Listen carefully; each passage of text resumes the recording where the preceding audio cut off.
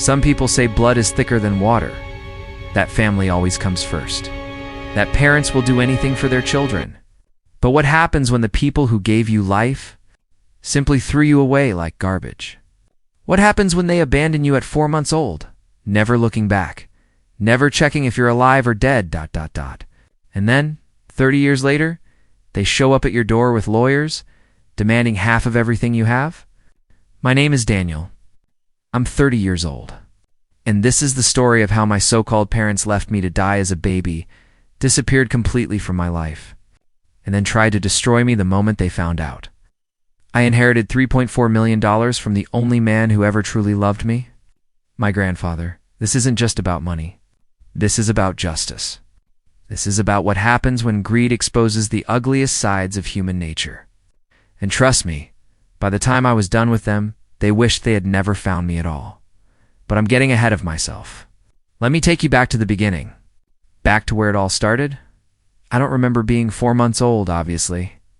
But I know the story by heart, because my grandfather told it to me 100 times. Each time his voice would shake. Each time tears would fill his eyes. The pain of that day never left him. It was a cold November morning in 1994.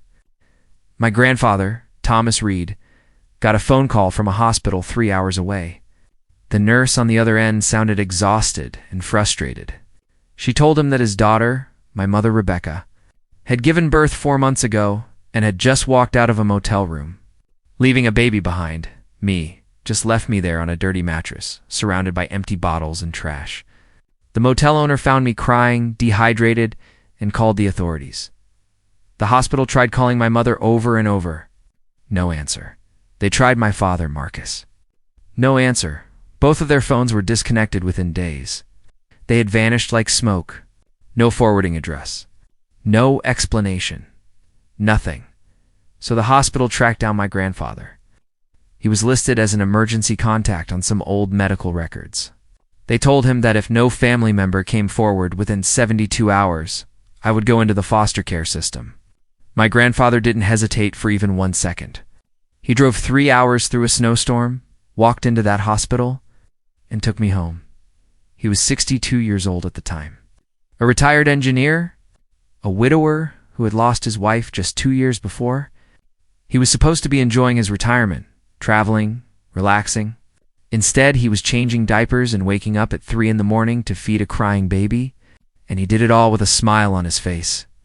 My grandfather never bad-mouthed my parents to me when I was growing up. He could have filled my head with anger and resentment, but he didn't.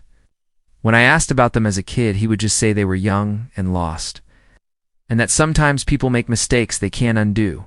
He said the important thing was that I was loved, that I was wanted, that I mattered, and I was loved.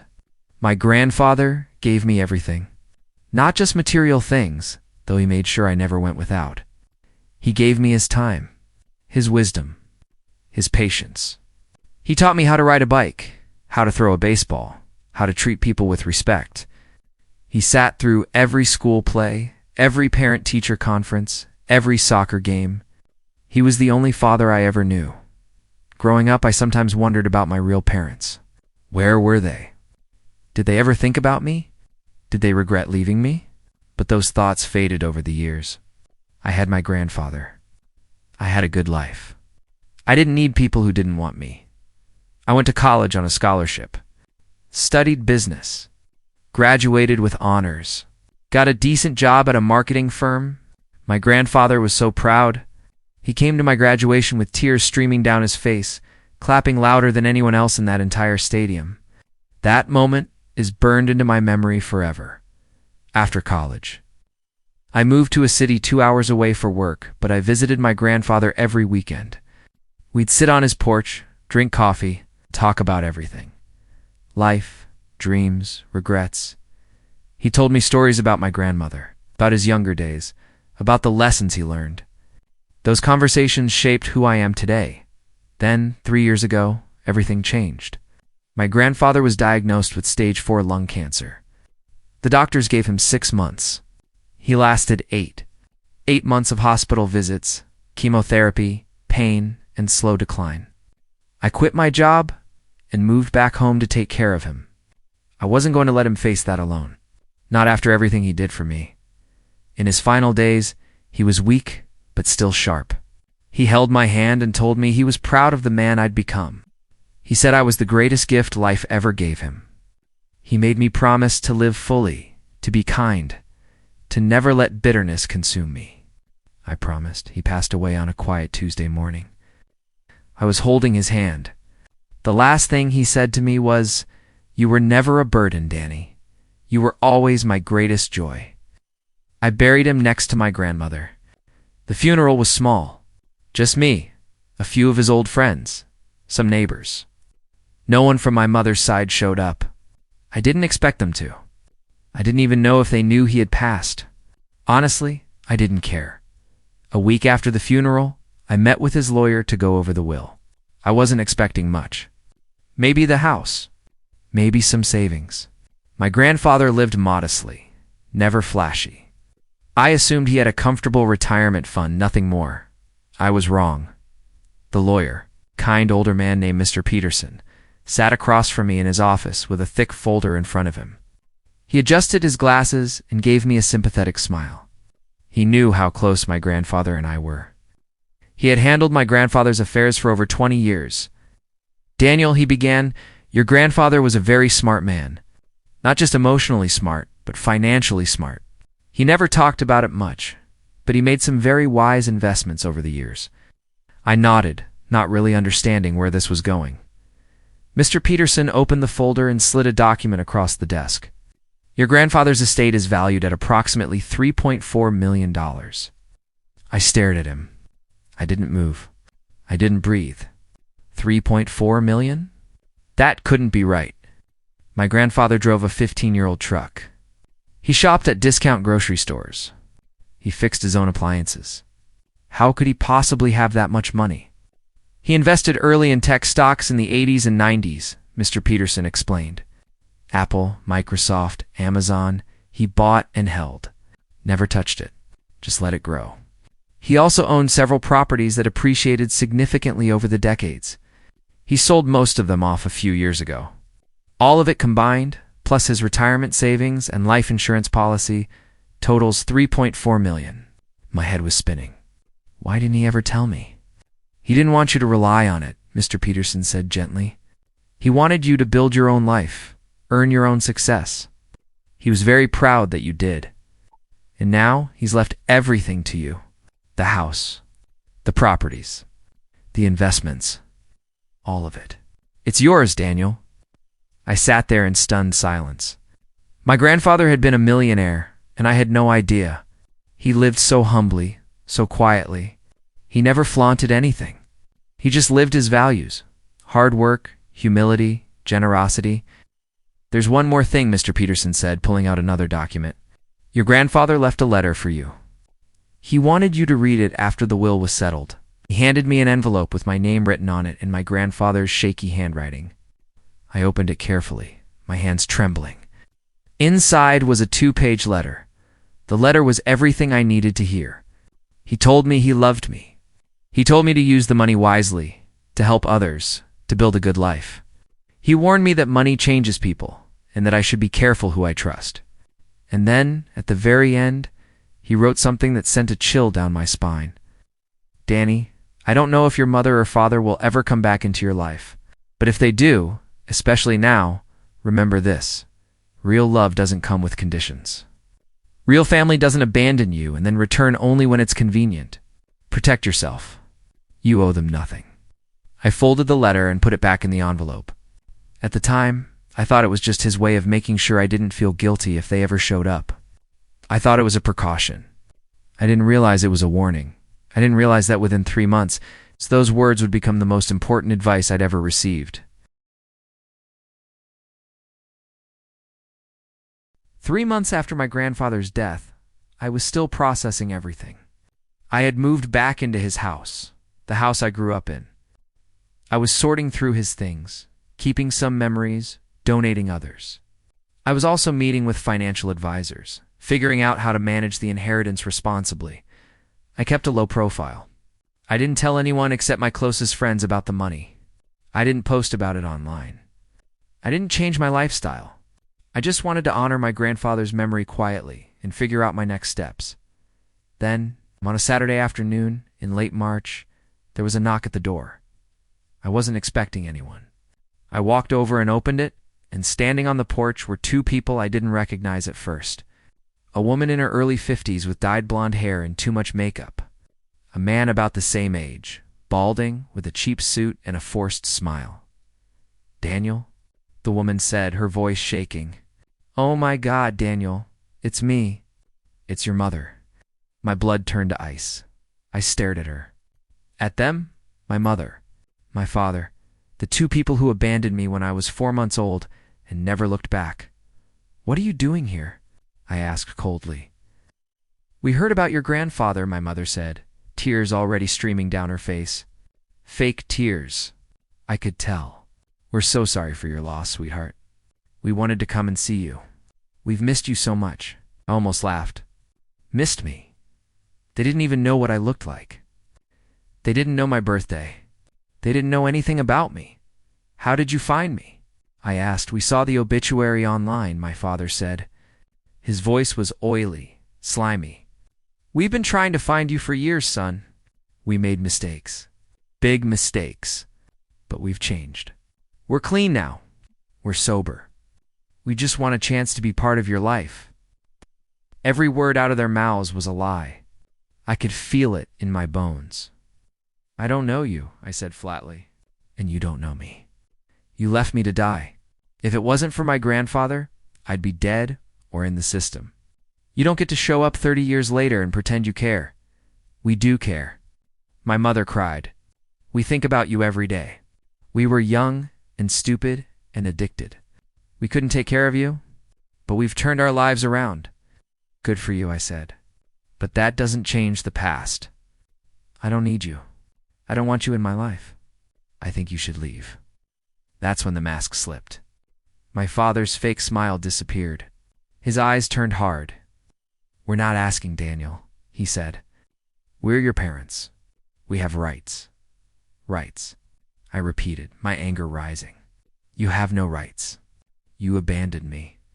"Legally, we're still your parents," my mother said, her voice turning cold. "And we know about the money. We know Thomas left you everything.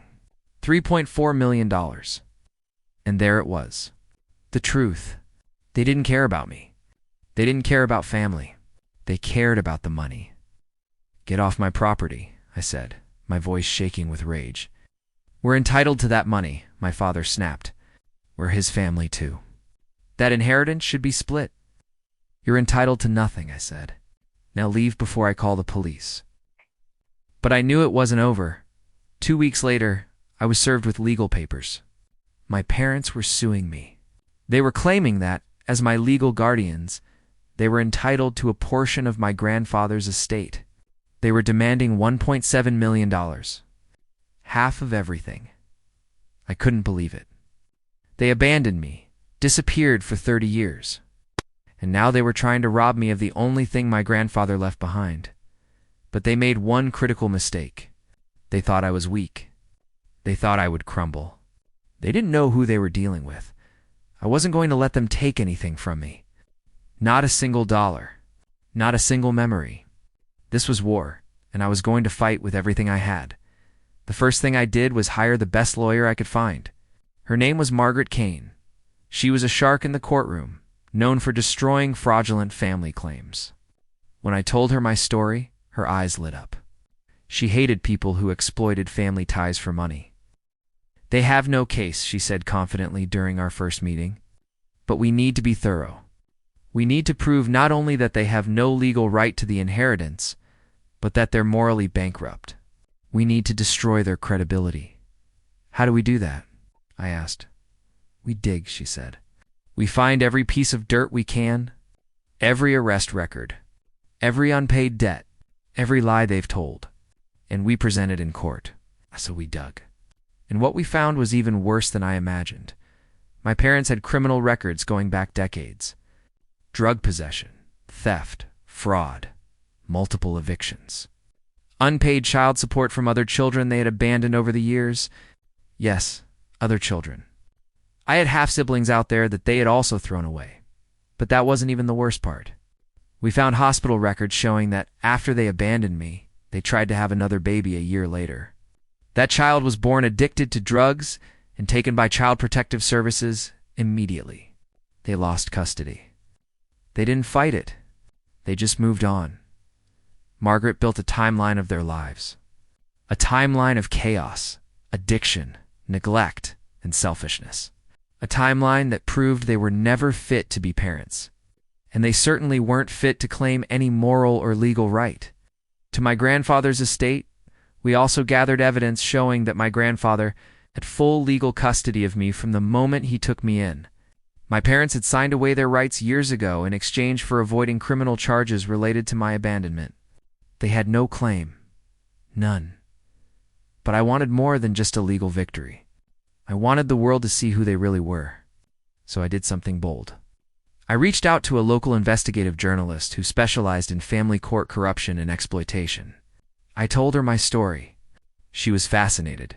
She interviewed me. She interviewed my grandfather's old friends. She interviewed neighbors who remembered the day my grandfather brought me home as a baby. She got copies of court records, hospital records, everything. And then she published a full feature article online titled "Abandoned at 4 Months. Now Sued for Millions, the Greed of Absent Parents." The article went viral. Thousands of people read it. The comments were overwhelmingly in my support. People were outraged. They called my parents parasites, leeches, monsters. My parents tried to respond. They gave an interview to a smaller outlet, crying and claiming they were misunderstood, that they deserved a second chance. But the public didn't buy it. The evidence was too strong, the timeline too clear. Then came the court date. The courtroom was packed. Apparently, word had spread about the case. There were journalists, curious onlookers, even a few people who had read the article and wanted to show support for me.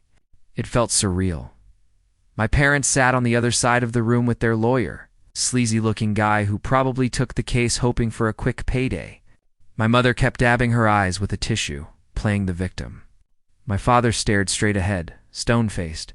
The judge entered, and the hearing began. My parents' lawyer went first. He argued that my parents were young and struggling when they made the difficult decision to let my grandfather raise me. He painted them as victims of addiction and poverty, not villains. He claimed that because they were still legally my parents, they had a moral and financial claim to a portion of the estate. It was a weak argument, and I could tell the judge wasn't buying it. Then Margaret stood up, and she destroyed them. She presented the timeline. The criminal records, the hospital reports, the signed custody documents. She showed that my parents had willingly given up their rights decades ago. She showed that they had made no attempt to contact me in 30 years. She showed that they only appeared after the inheritance became public knowledge. "Your Honor, Margaret," said her voice steady and powerful, "this is not a case about family. This is a case about greed. These two individuals abandoned their infant son and never looked back. They didn't send a birthday card. They didn't make a phone call. They didn't check if he was alive or dead. And now, after 30 years of silence, they have the audacity to demand half of the inheritance left to him by the man who actually raised him. The man who loved him, the man who sacrificed his retirement to give this boy a life." She paused and looked directly at my parents. They don't deserve a single penny, and they certainly don't deserve to call themselves his parents. The courtroom was silent. My mother was no longer fake crying. She was staring at the floor. My father looked pale. Then came the final blow. Margaret called me to the stand. I told my story. I talked about my grandfather. I talked about the life he gave me. I talked about the love, the sacrifice, the lessons. I talked about how he was the only father I ever knew. And then I looked directly at my parents and said the words that had been building inside me for months. You don't get to abandon someone and then come back when it's convenient. You don't get to throw away a child and then demand a piece of his life. You are not my parents. You are strangers who share my DNA, and you will get nothing from me. Not now. Not ever. This judge made his ruling within 10 minutes. He dismissed their case entirely. No settlement. No compromise. Nothing. He stated clearly that they had no legal claim to the inheritance, and that their attempt to sue was frivolous and exploitative. He also ordered them to pay my legal fees. They stood up and walked out without a word. I never saw them again.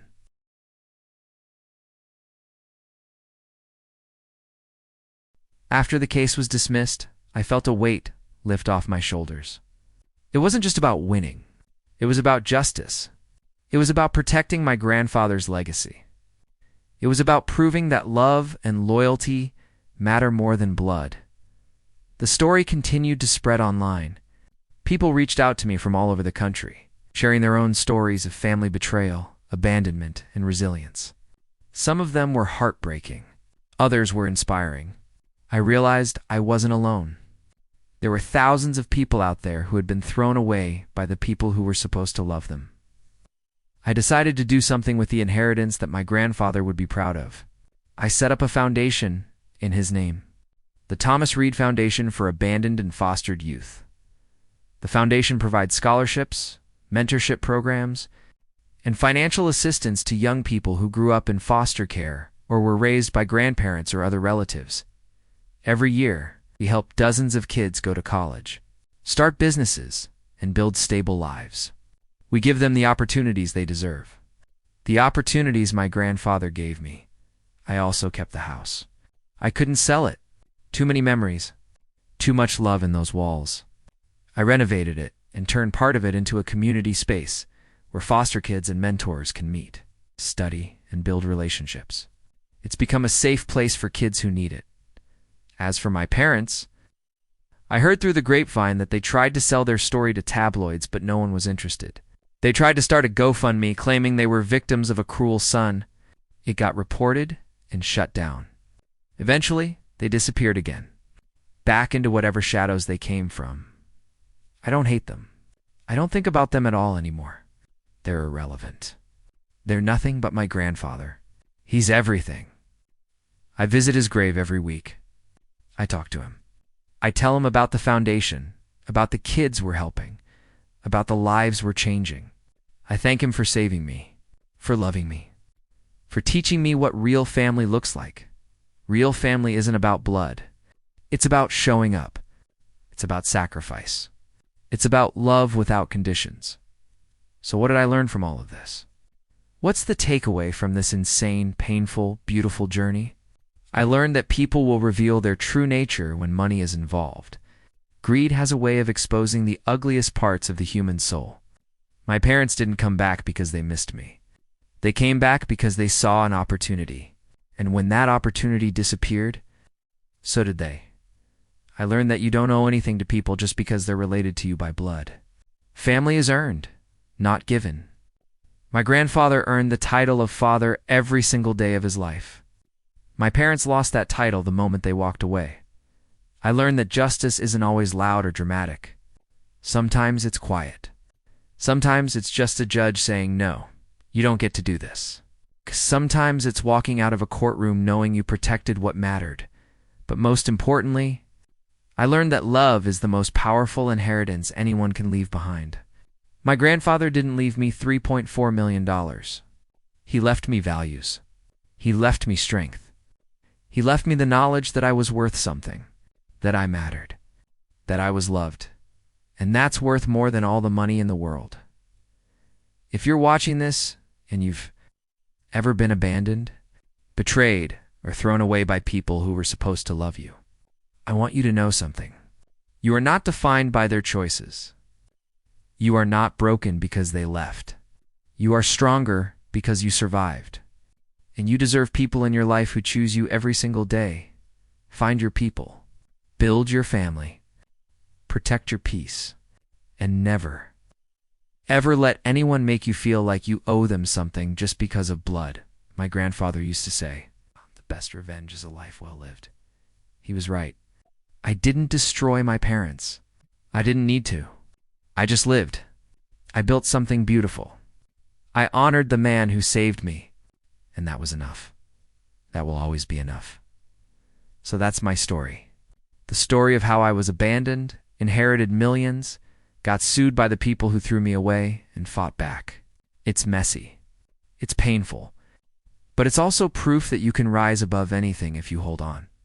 To the people who truly love you, if this story resonated with you, if it made you think, if it reminded you of your own battles, then I've done what I set out to do. Share it, talk about it. Let people know that family is more than blood. It's choice. It's loyalty. It's love. Thank you for listening. And remember, no matter what anyone tells you, you are enough. You always were. Take care of yourselves. And take care of the people who take care of you.